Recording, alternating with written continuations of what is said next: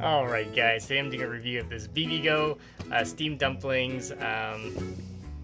You see this? These are at Costco. Yeah, so we're gonna cook this up. I'm just gonna boil them up and let me show you the back. If you guys want to read this, you guys pause the video. There's the ingredients. And there's the nutrient panel. So let's open this up.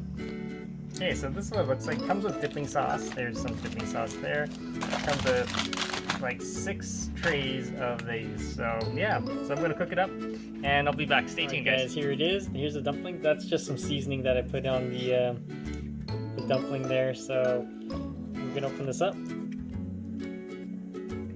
There you go. Two pieces. It actually doesn't even need seasoning. It actually is really flavorful. You can see the piece of meat in there. It does have its juices. So yeah, it works good. This one's made of pork. I did a review of one that had chicken. They're both pretty good. So this one's a little bit more juicier, but the other one's probably less fatty. So if you have any questions, comments, guys, please subscribe to the channel.